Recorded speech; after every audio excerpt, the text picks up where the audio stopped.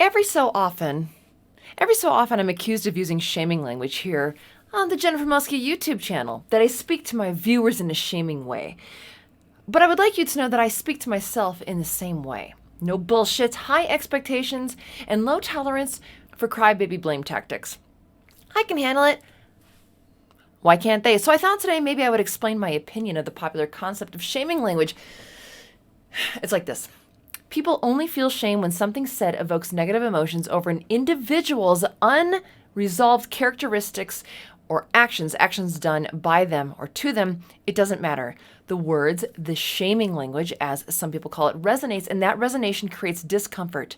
And that discomfort creates disdain for the self, or ignites pain within, unresolved pain, mind you, and instead of dealing with that like a self-responsible person would, reflecting, learning, growing, moving, or even pondering as to why that speech affected them in the first place, they take that energy that could be used for positive change and instead rail against the one who made them almost self-reflect.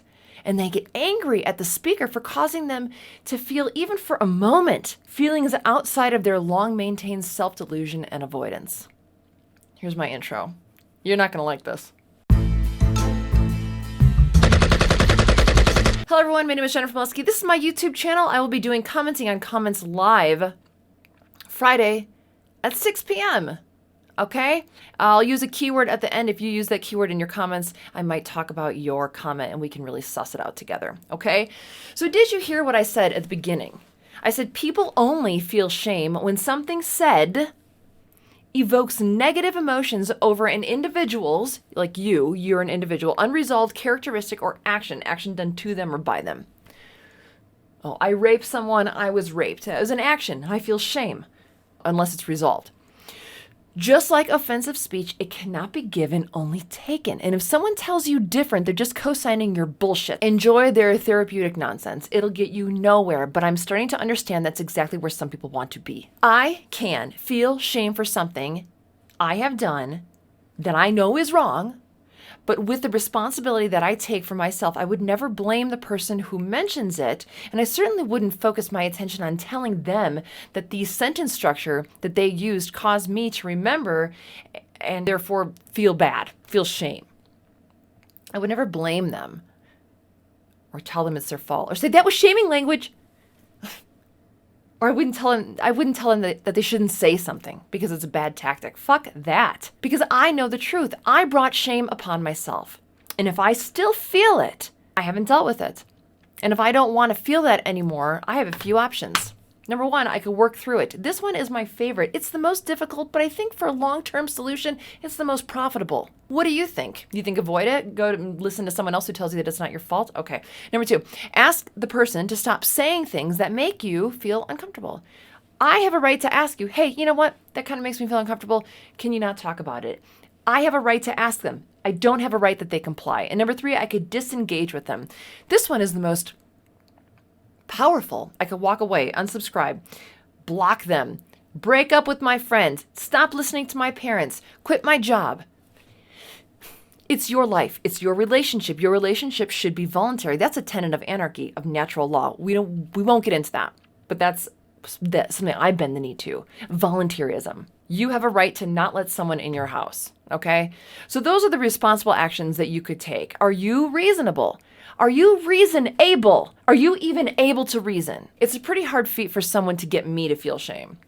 This is for a few reasons. All the things that I've done that I'm not proud of, I have worked through. I have thought about them deeply. I've assessed why I've done them. And I've decided, you know what? I won't do that again. And that I lead a better life because of it. What's to feel shame then anymore? How can I feel shame over something that I've worked through? Pray tell, please. If you were to keep bringing it up, Jennifer did this, Jennifer, I would just be annoyed.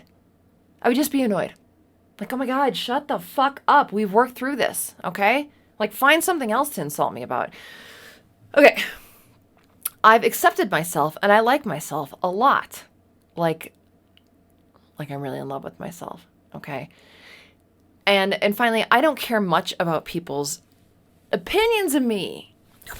I care about what my husband thinks about me, and I certainly care what I think about me. But I will be honest with you.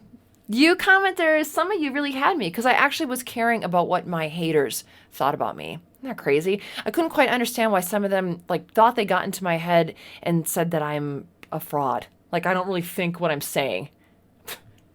Or that I should just die or shut the fuck up. It's hard for me to understand, or it's hard for me to assess what bad counsel I've given, okay? But none of the comments that anyone has ever given me has made me feel shame. Confused or annoyed, but never shame. You have to actually care about the person who is doing the shaming language. And that is where I think a lot of people get got. It seems that many of those who are trigger happy to say shaming language fall into a few camps. They are learning the rhetoric from someone else, usually the cosigner of bullshit. Usually the person that says, no, you should feel bad because what they're doing is a tactic to make you feel, oh, you feel bad? You should feel bad. That's a tactic and they're winning. Oh, come on. So they will then pattern seek, sometimes on purpose. Sometimes they'll go to a YouTube channel or go to someone and say, no, that's shaming language. But I think often it's usually just because they've been indoctrinated and inculcated into hearing and seeing shaming language everywhere. It's the same thing with microaggressions or hate speech or offensive speech. That's offensive. Oh, that's hate speech. Oh, that's a racist. You're a racist. You're bad. It's just trigger. And it's never like, stop, oh shit, holy shit, why did that bother me? Why did that bother me? Should that have bothered me? It's just, no, you. So I can't really get that. Another reason I think people get got is no one actually really cares about them at all. And that would feel icky. That would bring about shame. And because they feel so worthless, they hear shaming language everywhere. And when they hear it everywhere, everyone is an enemy. And if everyone is an enemy, guess what? No one can be their friend. And guess what else? If no one's their friend, then no one could be their romantic partner. And that's fine if you want to be alone. But if you're telling yourself that that's what you want to be, but you actually don't, then you're grappling a bear. And you're not really naming the name of the bear. It's just everyone else's bear. You can end that. If you end your shame, you can have whatever you want. I'm telling you, people, you can have what you want. Number 3, I would say that the get got is that you've been with someone for you have overstayed your welcome from someone who actually doesn't give a shit about you, and they are saying things about you and you are agreeing. They are offering you icky words and you are taking them to heart. Hey, you're a piece of shit. Really? Okay. Hey, you're weak. Okay. You're bad. Okay. You're incompetent. Okay. You're lazy. Okay. I believe you. I deal with it. I believe you. Maybe they've been told for so long that they're a poop fart that they don't even want to be alone with themselves. Who wants to be alone with a poop fart? And how can anyone, by the way, look at themselves square in the mirror with pride when they've allowed themselves to believe that they're the biggest poop fart ever? So why would someone stick around for that? Why are you sticking around for that? Hey, if you think I'm shaming you right now, why are you here? Why are you here? If you're with someone who's making you feel bad, stop being with them. Unless you see some merit. Unless you think that you are bad. Unless you think that no one else would want to be with you because they would see that too. Now you have a bad brain. Now your brain needs some counsel. Don't listen to repeated words of degradation, okay? If you stay for too long, if you believe too much, you will become weaker. But hey, no problem, you can regain your strength. And if you don't like me saying that, then go somewhere else where someone else will tell you that you are fucking weak. Some people are in an emotional place where they're more susceptible to someone else's opinions or remarks. That's why colleges have safe spaces. Maybe you need a safe space. A safe space is a place where certain things can't be said for fear of hurting feelings or causing icky feelings or raising one's hackles or even the possibility of thinking outside of the group think comfort zone. So that would be a safe place. And some people need that until they can get the strength to go out into the world and take actual human interaction.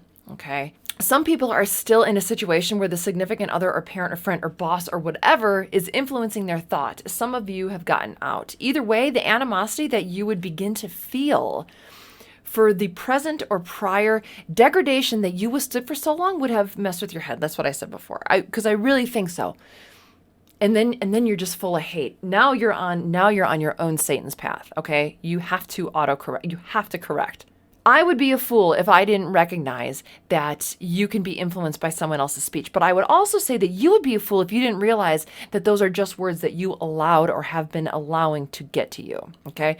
You never, ever again will feel or hear shaming language if you deal with your shit. It just won't translate. Your perspective will have totally switched and your auditory system will have become healthy. You won't hear shaming language when you've worked through your shit, I promise.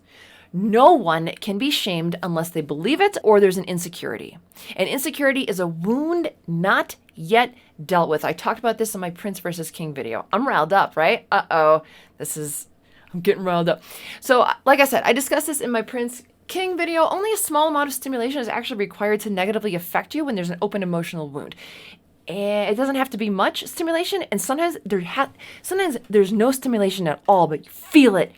You think they're thinking it. Oh, I feel like they want to touch my wound. It hurts. If they could, they would touch it. They're looking at my wound. This is all unhealthy.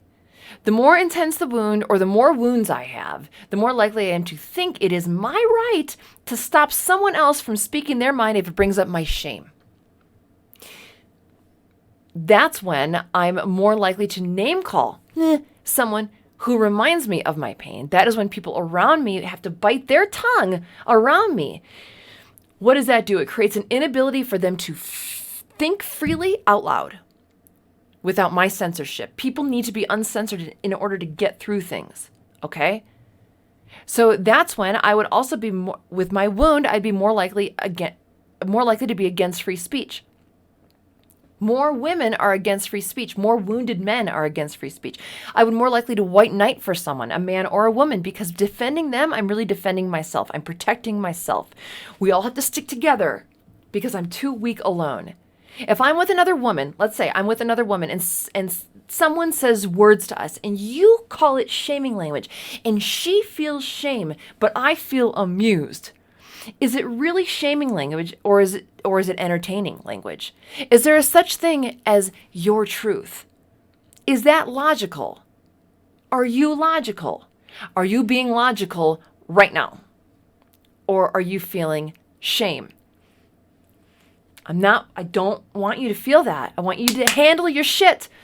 When you don't handle your shit, you become weak. And that makes the people around you weak. And that creates weak societies. We talk about this all the time on this channel. Don't surround yourself with people who you have to walk on eggshells around. More importantly, don't be the person who makes people around them walk on eggshells. Be the person that wants stimulating intellectual conversation. Stay away from rhetoric. Stay away from people who tell you that you're going to feel bad and that you should feel bad.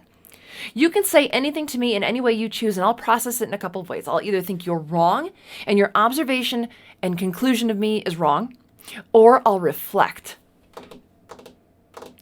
I do a lot of reflecting, okay? I can't even imagine what being affected by shaming language feels like. Because I really think once you put yourself together and are strong and have dealt with the past woes and have come out on the other side better and stronger, you're just no longer affected by shaming language. And that's where I want everyone to be. I want you to be so strong, to go through the hard work, to be so strong and put together that you're unaffected by other people's words, even mine. If you start to feel shaming language, I hope that you get strong enough where you're like, oh my God, I actually don't think that's shaming language. The code word today is reflect. The code word today is reflect. If you use the word reflect in the comments, in your comment, I might respond to your comment on Friday's live commenting on comments. Like I said before, something happened a couple weeks ago where I don't give two fucks anymore what anyone thinks about me. So I might appear to be a little bit more outspoken. I was trying to be more gentle. But can you believe that even with my gentle speaking, even with speaking to people gently, they were finding it aggressive? So whatever, I'm just going to go balls to the wall here. This is how I speak to myself. I don't let myself get away with shit. I demand much. You know, the only people in society who have absolutely no expectations of themselves or others is victims, okay? Anything I can do to make you steer away from being a victim, I will have done my job. Okay, all right, everyone. I hope to see you on Friday. I'm gonna lose a lot of subscribers, but I'm gonna keep the ones that are ready to hang with me. This is what it's like to be my friend. Okay, bye.